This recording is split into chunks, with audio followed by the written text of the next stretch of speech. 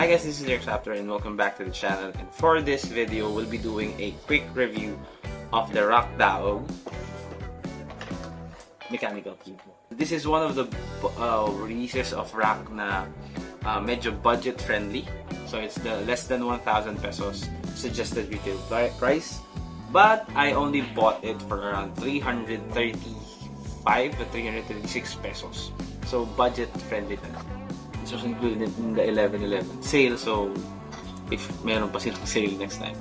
So what's inside the box? Pero pretty much, ang laman lang talaga ng box is the accent keycaps yan, na kulay yellow. Then, the manual na ang laman lang ay pretty much the key combinations, and then the specifications, 2 color injections, so and then weight, and then the function introduction. Okay. Then we have some pullers. Ito for switch to, itong parang steel na to, and then ito for the keycaps, or puller ng keycaps. And then meron din warranty receipt from the store. So I bought it from the ECPC official store in Lazada, no? So yun.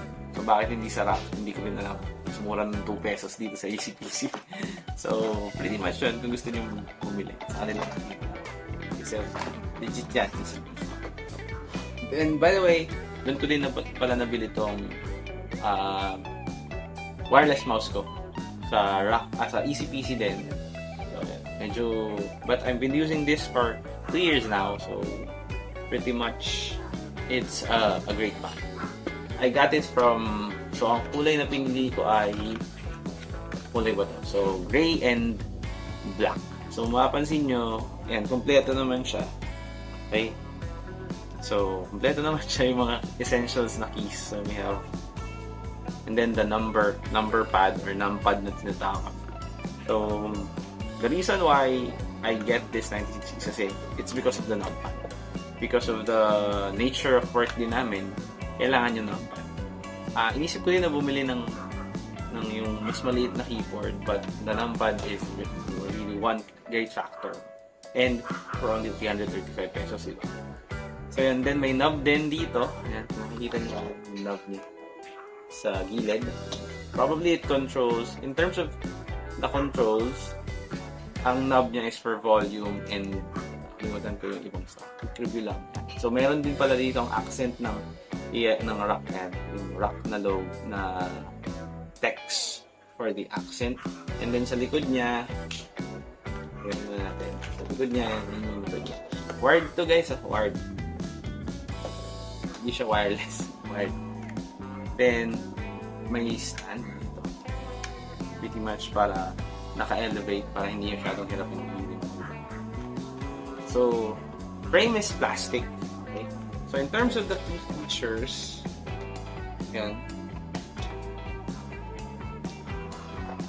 In terms of the key features, yun lang natin itong box. Dito sa likod ng box. Sabi dito, yan. Weight is around more or less 700 grams. And then, hot swappable. Switch compatibility, 3 pins yung switches. And then, yan, yung knob is made from plastic as well. Case material is plastic, plate material is plastic as well. Yan. The good thing about this is hot swappable. I don't know the term hot swappable, pero palagay ko maganda na. Hot swappable siya. So, you can change switches, if I'm not mistaken. Correct me if I'm wrong, pero yun yung pagkakaintindi ko. Touch puller. So that's the good thing about this. Entry-level keyboard and hot swappable na din siya. So ito yung itsura niya pag nakakabit. Patayin natin ilaw. Makita niyo. Ayan. So, tanggalin ko lang konti. Ito yung itsura niya. Ayan. Ito yung RGB. So, not really a super fan of the RGB, pero it's a good thing that it's RGB as well. So, nakakadagdag sa aesthetic. This is sound test of the Rakk. So, medyo lang ilaw natin sa ganyan. So, let's see.